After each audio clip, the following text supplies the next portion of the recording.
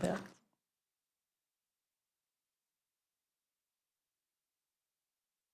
Hello. Thank you to everyone who's attending or who is watching the live stream of this session. We are recording this session, but only the presentation and the audio, so you will not see the room or the attendees. My name is Ann Yansu, and I'm the CAO of the Village. Also here is Randy Anderson, our corporate services clerk, here to help me with the technology. Please make yourself comfortable. Feel free to stand and stretch. We do have a slide at the end that asks for questions, but if you have questions throughout this, please feel free to just ask. It's often easier to remember your questions at the time.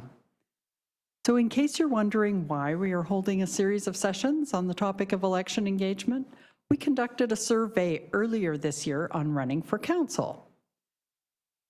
Questions such as what might make you inclined to run for public office and what might make you hesitate to run for public office were asked, as well as would training beforehand help? 40 people responded to the survey, and that sheet over there behind you on the wall shows what they said. Training for elected officials was the highest rated need or factor that would help people run for council. You may also be aware that Valemount didn't have enough candidates for the last election to even fill the council seats. That's not how democracy is intended to work. So for all those reasons, we are hosting several sessions to provide high-level information to potential candidates about the election process and about being on council, and to hopefully attract some election candidates. So we will talk about why you might want to run for council. We'll talk about the official and unofficial qualifications for being on council. We'll discuss the election schedule and the post-election schedule, disqualifications for the office of elected official, the role of elected officials. We'll talk a tiny little bit about some of the rules, and then we'll talk about what it is actually like. So why run for council? One question we've gotten several times was around how much does the job pay, or would I need to have another job? So I want to put one fallacy to rest right at the beginning. This is not a job, it's a public service. Those who think of it as a job are constantly frustrated by things like the pay is too low, why do I have to read the agenda on a weekend? It's too many hours for what I get paid. It's not fair that staff get benefits and I don't. And there's nothing wrong with wanting those things. That might be where your current needs are, but that's not what public service is. If those are what's important to you at this stage in your life, then a job is likely more in line with what you're looking for instead of a seat on council. If, however, you are looking for some way to serve your community, to be part of making it better, of volunteering, then being on council can be very satisfying. The three main benefits of serving on council that your existing councillors have brought forward are the satisfaction of serving the community, making things better now and for the future, and being part of a team. You can probably hear from that this is essentially volunteering, and if you approach it with that attitude, then all the perks will feel like gravy. So, some of those perks include remuneration. I should mention that this is a clue that serving on council is not a job. It's not called a salary or a wage or compensation. It doesn't include benefits, nor is it tied in any way to the number of hours you put in.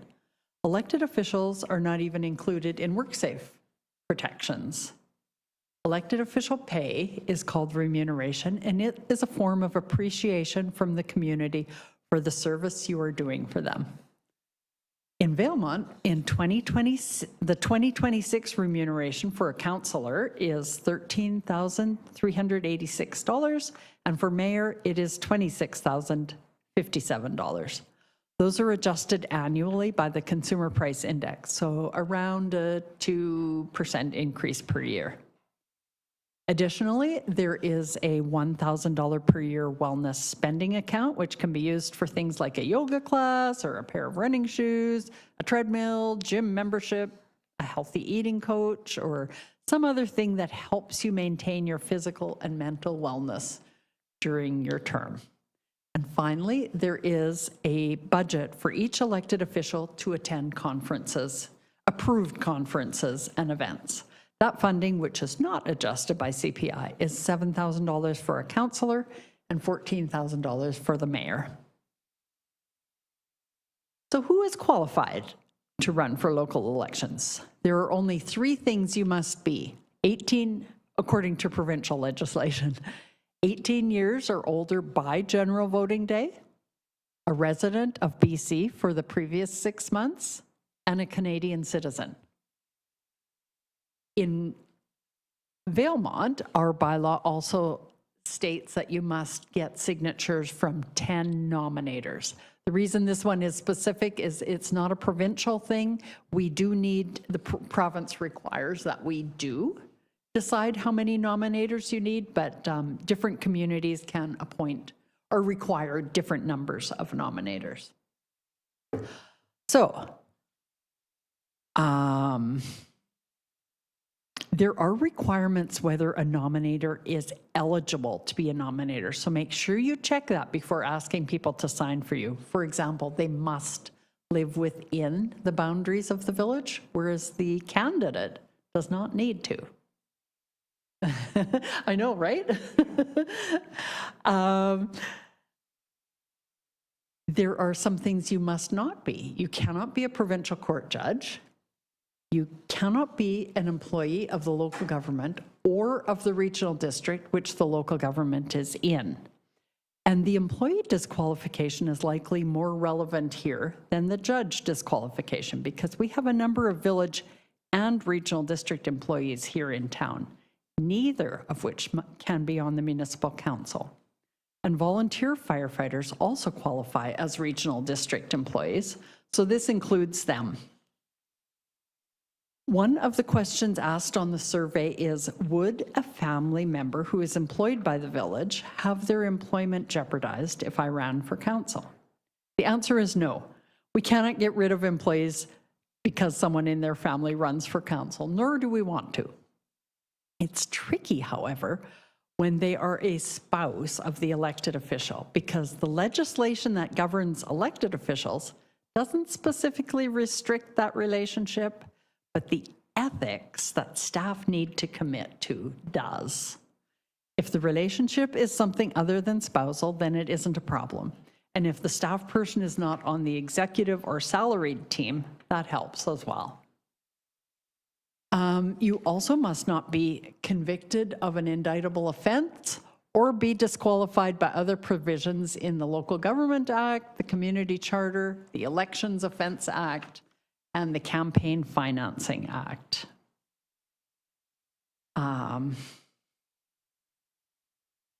Unofficially, there are also some qualifications. One of our current council members advised that it takes 2 hours of reading for every hour spent in a meeting. But he must be an incredibly fast reader because a 20-minute meeting can still have a 200-page agenda. You will, of course, learn to prioritize what's important on an agenda, and we can try to help by ensuring that the reports are executive summaries with extra details in the attachments. But no matter how you cut it, there's quite a bit of reading. There's also a lot to learn at the beginning. So you must be comfortable with a lot of reading and a lot of learning. It's a big time commitment. There are things a council can do to manage that, however.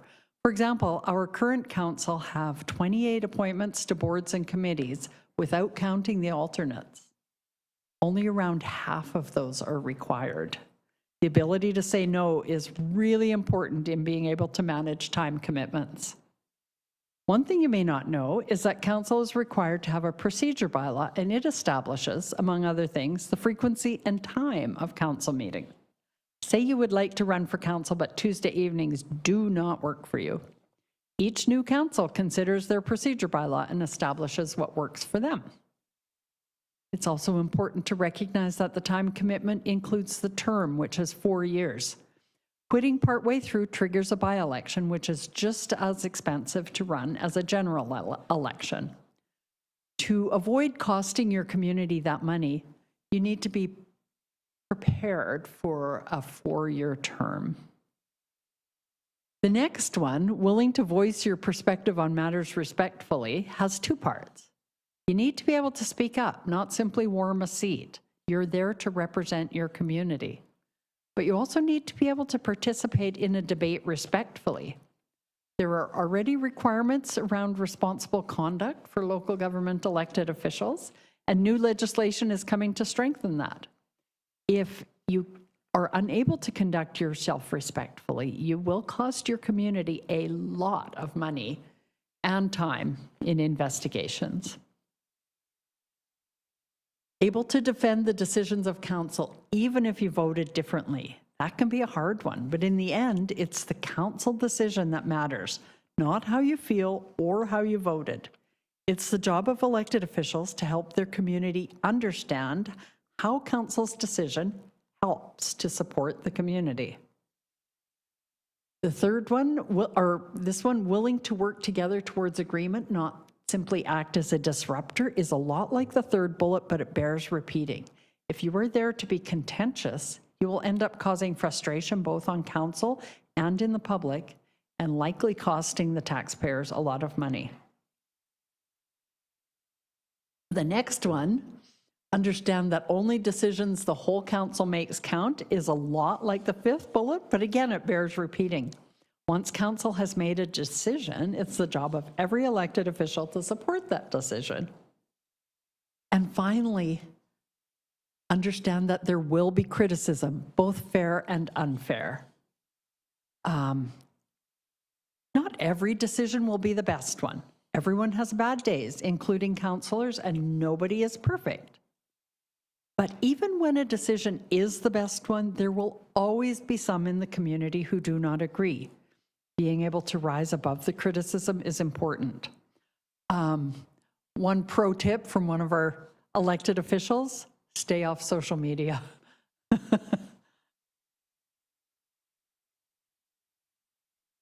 Our election schedule.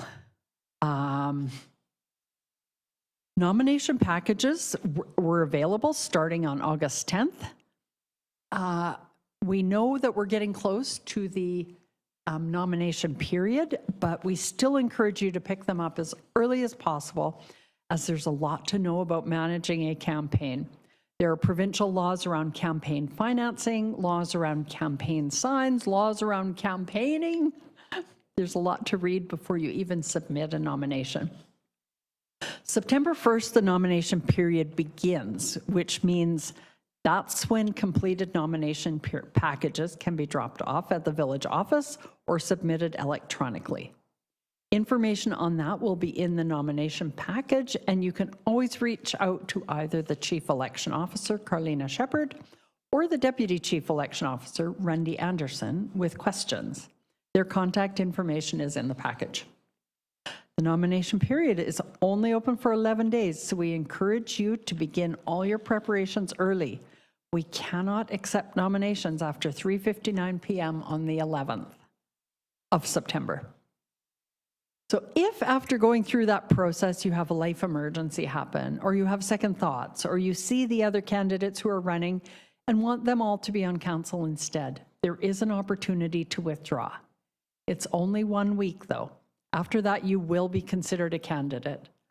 One of the pressures in an election is that ballots need to be ordered. So in order to ensure we have the ballots by advance voting day, there must be a deadline for withdrawal.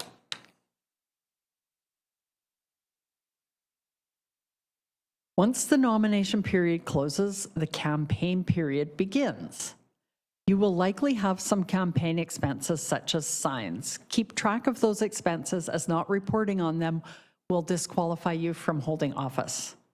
You'll want to be familiar with sign requirements, both provincially and locally. We have a sign bylaw, so make sure you are placing your signs where it is legal. And you may have questions during this time. Feel free to reach out to the Chief Election Officer, Deputy Chief Election Officer, or to me with those. Please know that any responses we provide to one candidate will be shared with all of them. So it won't give you an election advantage to have the answers to those questions. Also know that current elected officials who may be running again are likely more familiar with the issues. So if you want to catch up, feel free to ask questions. Advance voting day occurs on October 7th. You need to be aware of campaign rules around polling stations. You may continue to campaign on voting days, but you cannot do so near a polling station. And on general voting day, the rules tighten up further. You may continue to campaign, but you cannot develop new campaign messaging, say on social media. Your nomination package will have information on that. We may run some special voting opportunities. Rundy, do you know if we are? Okay. Oh, okay. So we'll do curbside voting on general election day. So the restrictions around a polling station apply in the same way. We use ballot machines, which speeds up vote counting considerably. So unofficial results of the election are posted to a website called Civic Info, usually later in the evening on general voting day. Information on how to find that website will be in your package. Official results are declared on October 21st. So, results are declared and you find yourself elected. Now what? Oop, where did, that wasn't what I meant to do. On October 26th, we'll start with an orientation for council. It will include a lot of basic information such as filling out forms for direct deposit of your remuneration, information on travel policies, wellness spending accounts, and how to fill out those forms, other forms that you fill out for being in office. You'll be issued your electronic tablets and email addresses, and provided with the information on accessing village information. We'll introduce the orientation binder and the orientation calendar. We'll discuss official records and communications. We'll cover part 1 of meeting processes. We'll review confidentiality and conflict of interest, and we'll discuss roles. The earliest the inaugural meeting of a new council can be held is the first day of the month following the election. We've chosen the third day simply to gain alignment with the current meeting schedule of Tuesdays. This meeting is more pomp and circumstance than normal council meetings. You will be required to sign your oath of office and code of conduct at it, and the essential appointments are made, but nothing more. Often more public show up for this meeting than normal, and we'll have refreshments afterwards so the public can meet and greet their new council. The following day, we'll have orientation part 2. This one includes some learnings from the orientation binder.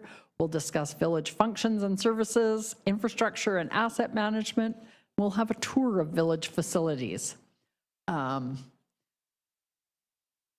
There are some other really important things to learn, but I like to get the tour over with while the weather is good, so we've bumped that up into one of the earlier sessions. We have a lovely governance trainer booked for the 9th and 10th of November, which means your head will be very full of information for your very first regular council meeting the evening of November 10th. There will be 2 more orientation sessions in November and December, and we'll also have the village holiday party on November 27th. So if you're elected, hold that date. We will give you a break from internal governance training and orientation for January, since there are 3 days of sessions in Prince George for all elected officials. I forgot to note that October 30th is also a legal seminar. with a local government lawyer. In February, we will prepare to do for strategic planning, and then in March we will do strategic planning, after which we will continue with more orientation and training. It's a lot, but it's a big job, and we want you to feel well prepared for it.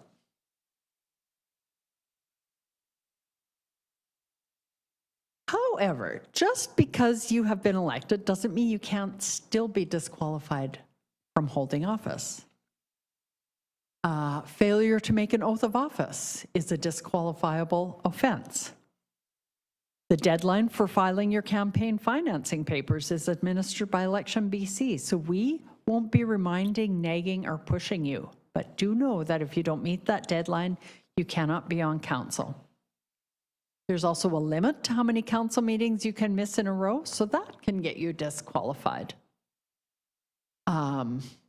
Those are, of course, unexcused absences. If you have some important reason to be away from council meetings for a while, you may ask your council for permission to approve that absence, or there is legislation coming that allows you to miss council meetings for parental leave. And so there are some exceptions. Unauthorized expenditures as a council is also a disqualification. Please know that if you submit expense statements for unauthorized expenses, we try to protect the elected officials by denying that expense claim. Conflict of interest is one of the most serious infractions an elected official can make. However, this refers to undeclared conflict of interest. Having a conflict isn't a bad thing. It simply means you're involved. And in a small community, it's harder to avoid those conflicts. It's okay to have a conflict, but if you do have one, you must declare it and take all the steps necessary to remove yourself from any of the decision making. If you do not, it can get you disqualified. And finally, if you are convicted of an indictable offense after the election, you are also disqualified. And that's it, really. It's not about managing how the village, that's right. It's not about managing how the village operates. The role of elected officials is to represent the community, the entire community. It's to hold stewardship of the community's assets, set the strategic direction, set policies and bylaws, approve the budget and annual taxation rate, consider and rule on land use applications, and evaluate the performance of the CAO. And that's it. It isn't about monitoring and correcting staff performance or about looking for bylaw infractions and reporting them or following up on compliance. It's about governance, the 40,000-foot level. One common analogy is an orchestra. If the council is equivalent to the board, they might choose the style of music.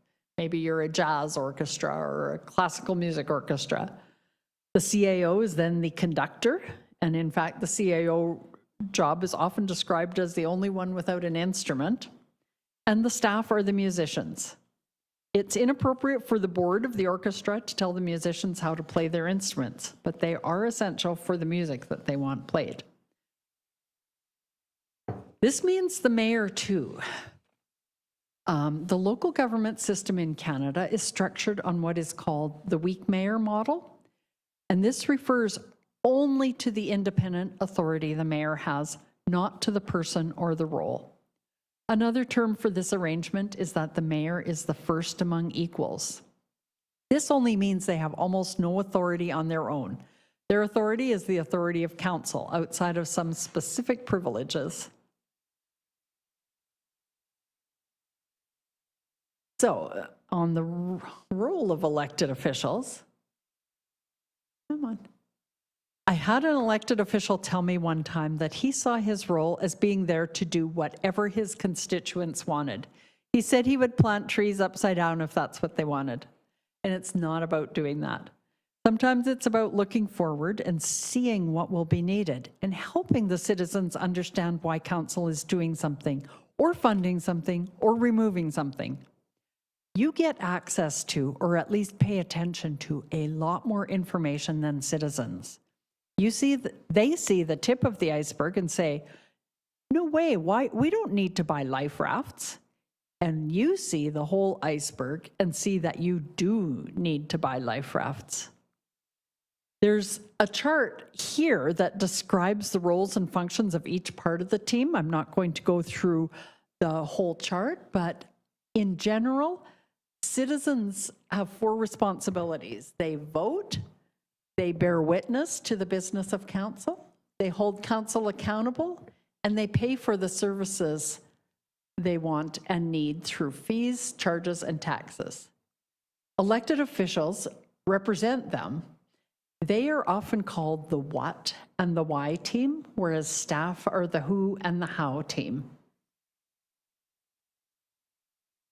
Being on council means there are also a lot of rules. The entire framework of local government is built on laws. Sessions on these will be presented in council orientation, and there will be lawyers both at a legal seminar on October 30th, which didn't make it onto my post-election schedule, and at the Local Government Leadership Academy session in Prince George, presenting on this. And we'll do additional training throughout the term with governance refreshers. Conflict of interest is critical because the intention of elected officials is not use the power of the office for personal benefit. There's a great deal that elected officials can do that way. In fact, several years ago, there was a movement to bar real estate agents from being on council, like judges, because there's so much information they have access to that can be used to benefit them personally. They also have a great deal of power to sway zoning and other decisions that could be of personal benefit. The province didn't have the appetite to put that in legislation, but it can remain an issue. With regards to conflict of interest, there's also a non-pecuniary type of conflict. So it's sometimes called the open mind conflict. If you come to a public hearing with your mind made up, you are technically supposed to declare a conflict and recuse yourself. It is an obligation of elected officials to come with an open mind, capable of being persuaded by the information in the public hearing. There's responsible conduct legislation, which covers a lot of things. A great deal of concern has been raised in the last several years around the conduct of elected officials. So there have been legislative changes in the past few years, and there are more coming probably this fall. This is really important because it can cost a municipality a great deal in investigation costs, even if a charge is unsubstantiated. You may hear the news from the Kamloops Council occasionally. Sadly, this is only one of many examples that are out there. There's a reason this legislation is being tightened up. Respectful workplace. A respectful workplace is governed by the Workers' Compensation Act. There's a requirement for all employers to provide a respectful workplace, and the legislation includes bullying and harassment. Financial processes are heavily governed by laws, and not following those can get you in trouble. Likewise for land use decisions and for parliamentary processes. Councils are not allowed to provide assistance to business. We don't have time to cover all of those in any more detail, and there are a lot more, but orientation will provide some more information, and staff are always here to answer questions. The summary is there's a lot of rules. So beyond the rules, what is being on council actually like? I'm just kidding on this one. This is what it's actually like. You've just run a successful campaign, maybe against some really tough candidates. You're feeling flushed with victory. You're ready to keep carrying on in that vein. Well, one of the really unfortunate things about politics is that the skills needed to campaign for office are different than the skills needed to be in office. A campaign is competitive. It's just you against everyone else, and you have to beat them to win. You may have spent time telling people why you were a better candidate than the other candidates, and now suddenly you find you're on a team with 4 of those people and you have to work together.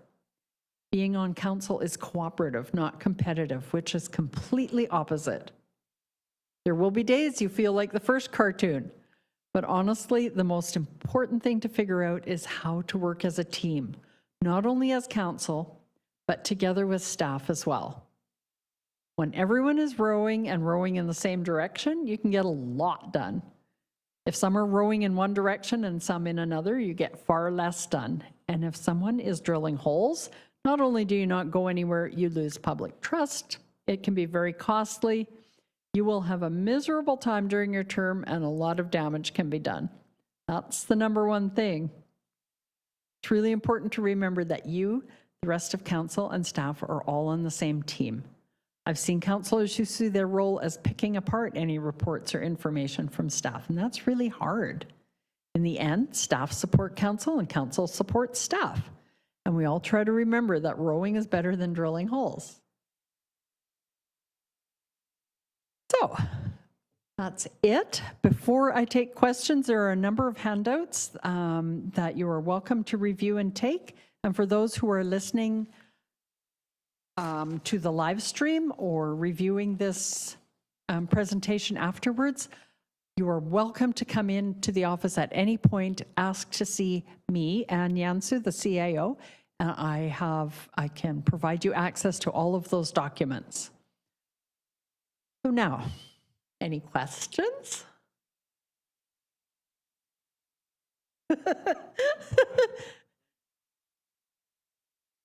A lot of information, indeed it is. I'm very appreciative that you came, and if you have questions afterwards, I can certainly answer those.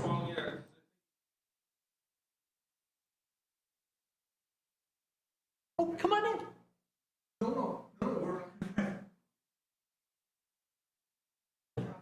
Sorry, could I get you to come sit here for a second? Oh. So that I can speak into the mic? Because that way it will come across on the live stream. No, I was just saying maybe we do a story, we run a story on running for council. Maybe that'll help generate some interest for people to run, get it out there. Thank you very much, Kevin. I really appreciate our local media and their help in getting this message out there. I think they understand the importance of this process in a democratic society, and so thank you. I appreciate that.